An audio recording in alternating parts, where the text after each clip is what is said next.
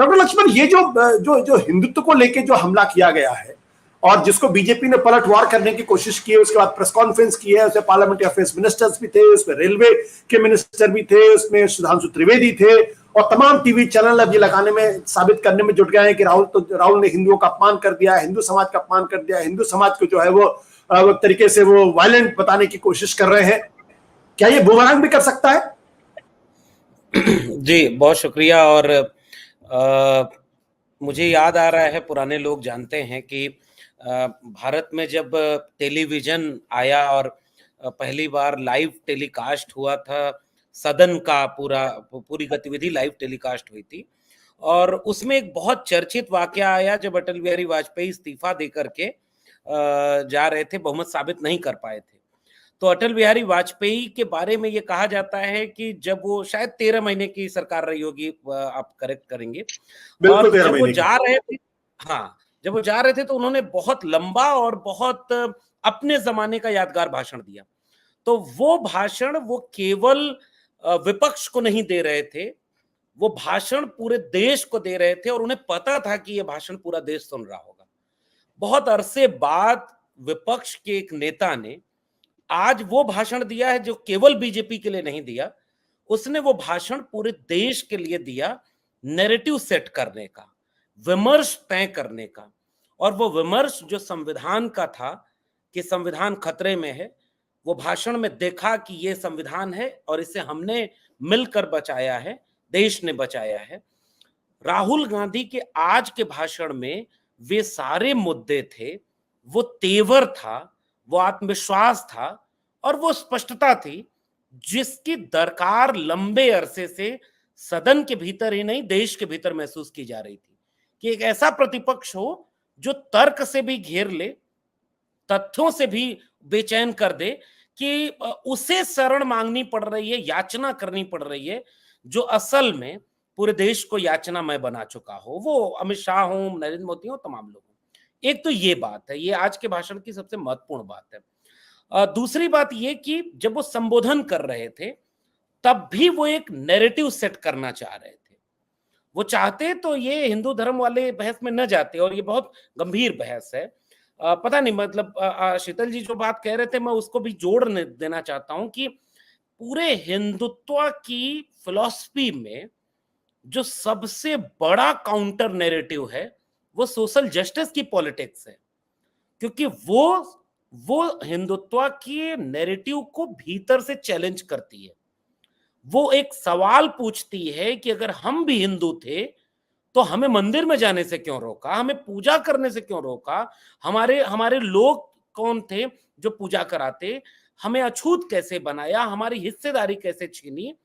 और ये सबसे बड़ा काउंटर नैरेटिव हिंदुत्व के भीतर से, और ये केवल केवल दलित बहुजन सोशल पॉलिटिक्स का नहीं है, ये नैरेटिव वेदों के समय से चला रहा है। उसमें से एक हिस्सा उन्होंने शिव वाला पकड़ा, और मैं उस पे ये बात कहना चाहूंगा कि शिव तो वेद द्रोही देवता माने जाते हैं, और शिव ने वो काम किए जिसको अमूमन उनके सो कॉल्ड हिंदुत्व के नरेशन में अप्रोप्रिएट नहीं माना जाता, बाधा बनाया गया है, वर्जित बताया गया है। उस नैरेटिव को ले करके वो वहां गए जहां वो नानक को जोड़ते हैं, जहां इस्लाम को जोड़ते हैं, जहां वो तमाम क्राइस्ट को भी जोड़ते हैं, बुद्ध को, जैन को, महावीर जी को, जैन को। मुझे लग रहा है कि जो आपका सवाल है, अगर मैं उसी पर फोकस करूं तो वो ये है कि वाकई बीजेपी चाहेगी कि इस पर ही उन्हें घेरा जाए। वो अग्निवीर पर नहीं घेर सकते, जवाब देते समय भी वो फंस रहे थे। वो कह रहे थे शहीद का दर्जा नहीं मिलता, तो राजनाथ सिंह कह रहे थे कि 1 करोड़ रुपया तो मिलता है ना। ऐसे ऐसे बहुत सारे वाकये आज हुए और बहुत कमाल के हुए, मतलब वो दिख रहा था एक अकेला कौन किस पर भारी है।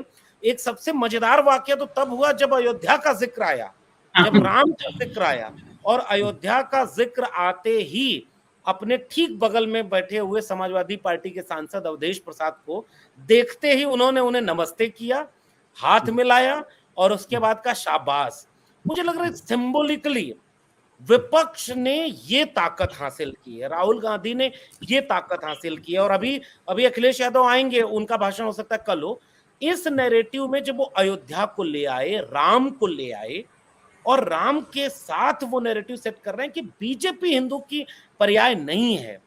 तो बीजेपी तो चाहेगी कि वो पर्याय बनी रहे, बीजेपी का अपमान, मोदी जी का अपमान, हिंदुत्व का अपमान माना जाए तो वो अपना काम करेंगे। लेकिन मुझे लग रहा है कि जैसे बीजेपी यह भी समझाती रहेगी नहीं नहीं हम संविधान नहीं बदलेंगे, लेकिन देश की जनता को समझ में आया कि नहीं भाई आप संविधान बदलना चाहते हैं, वैसे ही इस देश के सो कॉल्ड हिंदू जो आस्थावान हिंदू हैं, अब उन्हें भी ये बात समझ में आ रही है कि भैया तुम हमारी आस्था का बड़ा सियासी दुरुपयोग और सियासी व्यवसाय कर चुके हो।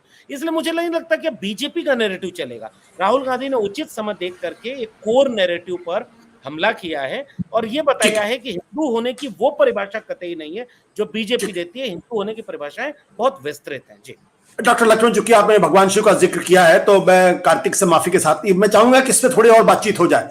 वो चाहते तो सदन के अंदर वो भगवान राम की तस्वीर भी लेके जा सकते, तो विष्णु की भी तस्वीर लेके जा सकते थे, लेकिन जब वो शिव की तस्वीर लेकर जाते हैं और शिव के बारे में माना जाता है कि वो उनकी बारात में तो सभी शामिल हैं और उनकी बारात में मोस्टली वो लोग हैं जो मार्जिनलाइज्ड हैं, जो जिनका समाज में सम्मान शायद नहीं मिलता है, और वो सब उनकी बारात में शामिल होते हैं। तो क्या वो सोशल जस्टिस के का जो सिंबलिज्म है उसको एक बहुत ही डिवाइन स्वरूप देने की कोशिश कर रहे थे? आज तो बहुत गंभीर चूंकि फिलोसफिकल सवाल है, मैं एक दो चीजें, सोशल जस्टिस की जो कोर पॉलिटिक्स है जो डॉक्टर बी.आर. अम्बेडकर, कबीर, रैदास, पलटू दादू बेका, महात्मा फूले और इन लोगों की पूरी सीरीज में आती है, वो असल में रिलीजन के इस पूरे फिलॉसफी को ही नकारती है। वो कहती है कि कोई अवतार नहीं है, कोई इस तरह की चीजें नहीं है। असल में धर्म इस तरह की अवतारवादी चीजों को लेकर यथार्थवादी ढंग से समाज के शोषण को बनाए रखने की एक व्यवस्था का नाम है। जो ताकतवर है उसका वो देवी देवता, धर्म और हर तरह के नैरेटिव बनाता है, कमजोर का नहीं है। तो एक तो ये सोशल जस्टिस की पॉलिटिक्स है। दूसरी पॉलिटिक्स बीच के रास्ते की है जो शायद डॉक्टर लोहिया कोशिश कर रहे थे। वो ये चाह रहे थे कि इसके भीतर, जैसे डॉक्टर अंबेडकर से लेकर के तमाम लोग ये मानते हैं कि शिव असल में वेदद्रोही देवता। मैंने क्यों कहा? शिव वो सारे काम करते हैं जो वर्जित किया गया, और उनकी बारात असल में वर्जित लोगों की ही बारात थी।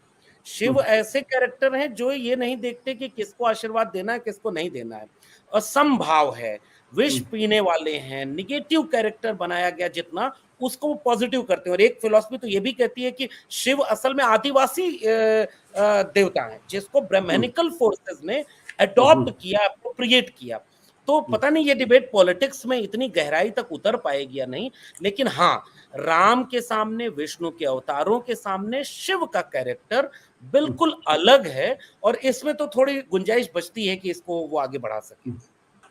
डॉक्टर लक्ष्मण, आपको क्या लगता है, क्या अब ये पॉलिटिक्स राहुल बनाम मोदी ही आगे जाएगी? और अगर आगे जाएगी तो क्या ऐसा तो नहीं विपक्षों को नुकसान होगा इसका? मुझे लगता है कि एक भाषण है, एक चुनाव परिणाम है, और अभी इस पर यह कह देना कि इससे इसी दिशा में ये आगे जाएगा, अभी ये मुश्किल है। क्योंकि अभी और विपक्षी नेताओं के भाषण होंगे। इवन जैसे आज महुआ मोइत्रा के भी भाषण को, चूंकि राहुल गांधी का भाषण का दायरा इतना बड़ा था, समय भी ज्यादा था और बहुत गंभीर सवाल भी उन्होंने उठाए थे, लेकिन और भी आवाजें हैं। मुझे लगता है कि राहुल गांधी को जो ये कॉन्फिडेंस, हाँ सर कुछ कहना चाह रहे हैं? जरा था, हाँ वो आपने अच्छा जिक्र किया, मैं भी भूल गया था, पहले मैंने नोट किया था। आज ए राजा ने भी बहुत करीने से भाषण दिया है और उसने जो विनोद राय पे हमला किया है रिमार्केबल था वो।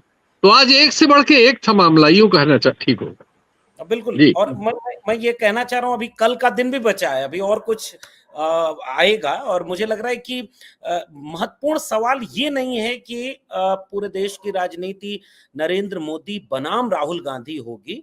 मैं तो इससे आगे बढ़कर के ये देखना चाहता हूं कि अगर ये इस दिशा में जा रही है तो राहुल गांधी का एक वाक्य कि मैं नेता प्रतिपक्ष हूं, यानी विपक्ष की आवाज हूं, मैं केवल कांग्रेस पक्ष की आवाज नहीं हूं। इसका मतलब ये कि वो सबको समेट कर आगे बढ़ना चाह रहे। इवन उन्होंने नाम लिया जब अरविंद केजरीवाल और हेमंत सोरेन का, तो वो लग रहा था कि हाँ, एक गंभीर जिम्मेदारी के साथ नेता प्रतिपक्ष अपनी बात कह रहा है।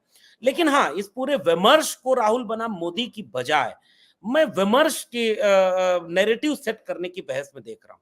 ये जो संविधान का नैरेटिव बना है, या जो विपक्ष ने इस चुनाव में बीजेपी के अहंकार को ध्वस्त कर दिया है, और खासकर जब मैं सिंबल की बात हो रही है ना, तो हम अयोध्या बार बार कह रहे हैं, वो इतना बड़ा सिंबल है कि उस सिंबलिज्म ने बीजेपी के कोर आइडियोलॉजी को डैमेज किया है।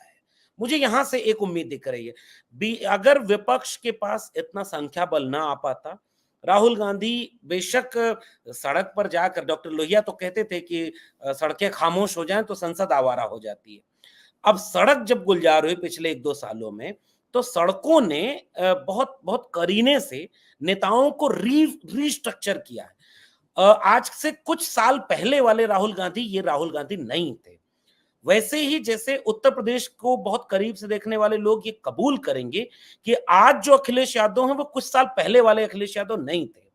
ये जो संघर्ष से जब कोई नेता तब के बनता है, तो वो विमर्श भी सेट करता है, तथ्य तर्क भी रखता है, और पूरे राजनीति की दिशा को अपने ग्राउंड पर ले आता है, जहां सफाई सत्ता पक्ष को देना पड़ रहा है। तो मैं इस पूरे आज जो प्रकरण हुआ, अभी तो आज पहला दिन था बहस का, अभी तो इससे आगे बढ़ेगा। मुझे याद आ रहा है कि अखिलेश यादव जब बोल रहे थे तो वो उनका आत्मविश्वास कैसे बोलता है, अभी शायद प्रिया जी ने शुरू में ही उनको कोट किया था। वो जो छोटे से भाषण में कि भाई आपकी कुर्सी कितनी ऊपर है, वो जो तंज था उसके पीछे, सदन आप चलाते हैं इसका उल्टा ना हो जाए, निष्कासन न हो, ये एक सिंबल दिख गया था कि आगे विपक्ष के तेवर में जाने वाला है। आज तो ये हुआ कि नरेंद्र मोदी जी ट्रोल हो गए, जैसे उन्होंने कहा कि भारत के संविधान और लोकतंत्र से मैंने ये सीखा है। अभी वाक्य भी पूरा नहीं हुआ था कि सामने से हुटिंग हुई और जय संविधान के नारे लगे। अगर ये इसी दिशा में गया तो अगले कुछ साल जब तक ये सरकार रहेगी, अंदर सदन के बहुत कुछ अच्छा देखने को मिल सकता है, क्योंकि लोकतंत्र बहस से बनता है, लोकतंत्र विमर्श से बनता है। राहुल गांधी ने आज उस विमर्श के आगाज को बहुत शानदार और यादगार बनाया है, बहुत गंभीर बनाया है। तमाम तरह की ट्रोलिंग, तमाम तरह की पेड इमेज बिल्डिंग को ध्वस्त किया है जमीन के संघर्ष से अनुभव प्राप्त एक नेता ने। और मैं उम्मीद करता हूं कि आने वाले दिनों में राहुल गांधी के बगल में अखिलेश यादव खड़े होंगे, महुआ मोइत्रा होंगी, डीएमके के सांसद होंगे, और मल्लिकार्जुन खड़गे उधर होंगे। मनोज झा का आज भाषण बड़ा अच्छा रहा, जिसमें से एक क्लिप वायरल हो रही है कि 28% लोग केवल चुनाव आयोग पर यकीन रखते हैं। इससे ज्यादा तो पंचायत वेब सीरीज के फुलेरा गांव के ग्राम प्रधान के ऊपर लोग यकीन रखते हैं। शुरू हुआ है अभी। ये जो विपक्ष को आत्मविश्वास आया है, वो संविधान बचाने की लड़ाई से आया है। क्योंकि आखिरी वाक्य, जब आप ये मान लेते हैं ना कि आपकी लड़ाई बिल्कुल सही है, आप सत्य के पक्ष में हैं, आप न्याय के पक्ष में हैं, आप मानवता के पक्ष में हैं, तो इसका जो आत्मविश्वास होता है वो पेड़ लोगों के आत्मविश्वास गिराने से या छवियों के बदलने और ध्वस्त करने से नहीं जाता है। तो मैं आने वाले दिनों में विपक्ष के इस आत्मविश्वास के साथ एक विमर्श खड़ा होता देख रहा हूं, जिसके आगाज के लिए राहुल गांधी को आज पूरे नंबर देने चाहिए। जी।